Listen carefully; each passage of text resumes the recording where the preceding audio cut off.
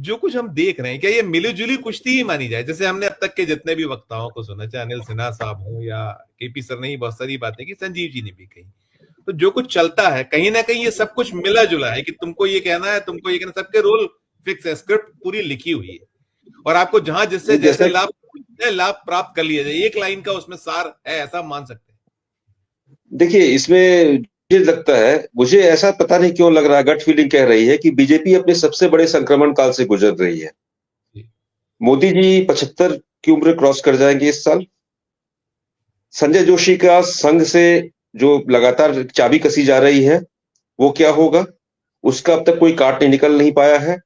तीसरा, आज से 20 साल पहले अगर चले जाए 2005 में, हालांकि संदर्भ अलग है, शख्सियत अलग है, सूफिज्म की बहुत इज्जत है पूरी दुनिया में ग्लोबली, जिन्ना उतने एक्सेप्टेड पूरी दुनिया में कहीं नहीं रहे, खुद पाकिस्तान में नहीं रहे।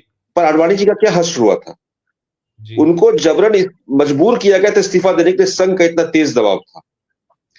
अब जिन्ना और आमिर खुसरो दोनों में जमीन आसमान का फर्क है, मैं उसकी तुलना नहीं, कंपेयर नहीं कर रहा हूं, लेकिन जिन शब्दों का प्रधानमंत्री ने यूज किया, मोदी ने, वो कभी उम्मीद नहीं कर सकते थे। जन्नत के बगीचे और बाकी तमाम जो शब्दावली, तो वो शब्दावली कॉस्मेटिक हो सकता है, किसी सलाहकार ने, कुछ भाषण लिखने वाले व्यक्ति ने दे दी होगी, लेकिन संघ इसको कितनी अच्छे से, पसमानदा मुस्लिमों की बात हुई कि पिछले 2 साल में 2022-23 से मोदी लगातार पसमानदा का जिक्र करते रहे। आपकी शायद अनम्यूट हो गया है, अनम्यूट, आपकी आवाज आना बंद होगी, आवाज आना बंद होगी, म्यूट तो नहीं है। अभी आ रही आवाज, अभी आ रही आवाज। अरे तो कहने का ये तात्पर्य है कि ये जो अचानक अमीर खुसरो में उनका पहनावा ओढ़ावा अलग था, उनकी जुबान बदली हुई थी, उनके प्रतीक अलग थे, वैसी तो प्रधानमंत्री मोदी का मैंने शायद ये पहला स्पीच ऐसी सुनी है जहां इस तरह के शब्दों का स्वागत योग्य है, इसमें कोई दिक्कत नहीं है, तो अच्छी बात है। लेकिन ये भारतीय जनता पार्टी के अंदरूनी संक्रमण को दिखाता है, क्योंकि अभी तक अध्यक्ष तय नहीं हो पाया है, कौन बनेगा ये कहा नहीं जा सकता है। और तब आप बिल्कुल वही कह रहे हैं, मुझे पूरा जिन्ना रिडक्स वाला पूरा वो आ गया, आडवाणी रिडक्स वाला पूरा थ्योरी। आप देखिए ना, 2009 में मजबूरी में प्रधानमंत्री के उम्मीदवार के तौर पर आडवाणी को घोषित करना पड़ा था नाम, तो बिल्कुल उसके पक्ष में नहीं था। फिर 2014 में क्या हाल हुआ सब हम लोग जानते हैं। अब इसको बिहार से कनेक्ट कीजिए, तो बिहार से ये कनेक्शन है, बिहार में सबको पता है 17.7% जो लेटेस्ट जातीय जनगणना हुई थी उसके हिसाब से मुस्लिम मतदाता है, 14% वहां यादव है, अति पिछड़ा और पिछड़ा वर्ग सबसे ज्यादा है वहां पर, वो करीब करीब मिला के 60% हो जाते हैं। आप बोलिए कि अगर गलती से भी नीतीश कुमार का जो शार्पनेस है, जो उनकी राजनीतिक उनका चातुर्य है, उसको कम नहीं आंका जा सकता है, वो मौके का इंतजार कर रहे हैं।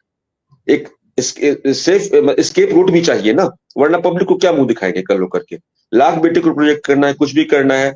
और बिहार में जो सोशल इंजीनियरिंग आज से 25 साल पहले नहीं 30 साल पहले लालू यादव ने साधा था मुस्लिम यादव का, उसी फॉर्मूले पर आज की तारीख में जब भी विधानसभा चुनाव होते हैं आरजेडी सबसे बड़ी पार्टी होती है। तो अब 2025 में क्या होगा, ये सारे फैक्टर्स मिल जाएंगे। और गलती से नीतीश बाबू का जिनका पलटने का इतिहास रहा है वो पलट गए, क्योंकि उनको भी तो कुर्सी ही दिखती है, अपनी कुर्सी दिखे या अपने उत्तराधिकारी के तौर पर बेटे की कुर्सी दिखे, लेकिन दिख तो रही है कुर्सी भी उनको। बीजेपी के पास कोई विकल्प नहीं है, कोई चेहरा ही नहीं है। सम्राट चौधरी से उम्मीद करेंगे, सवाल नहीं उठता है। विजय जी से, विजय सिन्हा से करेंगे, सवाल ही नहीं उठता है, वो स्वीकार था। संजय जायसवाल से उम्मीद करेंगे, वो स्वीकार। वो लोग अपने अपने क्षेत्र के छत्रप हैं। पूरे बिहार में नीतीश कुमार की जो स्वीकार्यता है, यह एक हद तक तेजस्वी की है, या बहुत हद तक कुछ हिस्सों में चिराग की है, कुछ हिस्सों में वो स्वीकार्यता बीजेपी के किसी भी एक सिंगल नेता का आप नहीं कह सकते हैं। वो दौर चला गया जब सुशील मोदी वहां हुआ करते थे, वो एक अलग दौर था।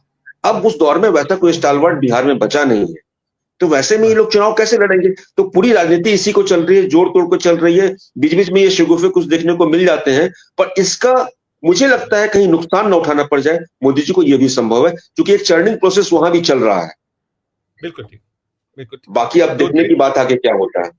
मैं मीर सर अंतिम टिप्पणी आपसे ले लेता हूँ। ये जो दो चीजें हैं कि बहुत संभावना से भरी है और खेल खुला हुआ है, ऐसा नहीं कि खेल खत्म हो गया, बहुत कुछ है अभी आपके पास में शह और मात को खेलने के लिए। और दूसरा जो अभी मलिक सर ने कहा कि सेंट्रल में भी बहुत देरी दूरी नहीं है, वो भी बड़ा दिलचस्प एक होगा और बहुत कुछ खुलने वाला है, उन दोनों चीजों पे खुल जाएगा। ये तो ठीक है, ये तो बहुत जल्दी आ रहा है, अध्यक्ष पद वाली बात हम करते हैं, अगर कह रहे हैं 8-10 दिन 15 दिन में आ जाना है, तो फिर बहुत आगे की बीजेपी की राजनीति क्या होगी, मोदी और उनकी पूरी कन्वे टीम की, एक वो दिखेगा, और दूसरा बिहार में खेल खुला हुआ, दोनों पे अंतिम छोटी छोटी टिप्पणी। देखिए, मलिक साहब ने तो इतने सालों से संसद कवर किया है और खुद वेस्टर्न यूपी से ताल्लुक रखते हैं, तो यूपी की राजनीति को भी बहुत बारीकी समझते हैं। अब बिहार में भी उनकी पकड़ आज मैंने कई बार सुनता रहता हूँ, तो उनका भी अद्भुत रहता है। खैर, मुझे लगता है कि जो जिस तरफ उन्होंने इशारा किया, बीजेपी का जो संक्रमण है उसका आपको अगले 10 दिन के अंदर दिखाई पड़ जाएगा, और ये तय कर देगा कि 75 की उम्र के बाद मोदी जी फाइनली पीएम रहते हैं या उनकी जगह किसी और को। ये मार्गदर्शक मंडल भी तो यहाँ एक व्यवस्था बना ही दी गई है पहले से, तो वो तय हो जाएगा। ये अगले 15 दिन के अंदर तय हो जाएगा। अगर अध्यक्ष राजनाथ बनते हैं, राजनाथ या शिवराज सिंह चौहान अगर वो बनते हैं, शिवराज भी संघ की पसंद है।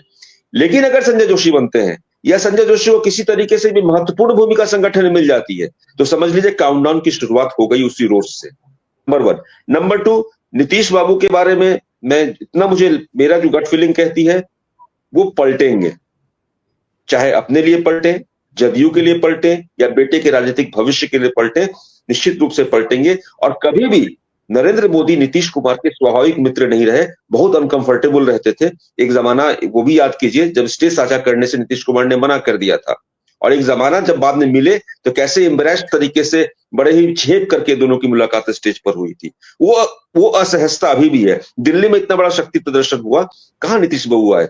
उसी दिन पहले दिल्ली आकर चले गए थे, आते उस रोज भी नायडू आ गए, लेकिन नीतीश कुमार नहीं गए। ठीक है, उन्होंने संजय झा को भेज दिया, ललन सिंह को भेज दिया, अच्छी बात है, लेकिन नीतीश कुमार तो नीतीश कुमार है। अगर भारतीय जनता पार्टी की 2 वैसाखी केंद्र के अंदर है, एक नीतीश दूसरे नायडू, नीतीश तो नहीं आए ना। संदेश तो कुछ ना कुछ उसमें भी निहित था। नीतीश कुमार जितना ऊपर से दिखते हैं उससे कहीं बहुत नीचे है, तो उस कहीं बहुत नीचे वाले नीतीश कुमार का इंतजार कीजिए और देखिए आने वाले समय में क्या होता है।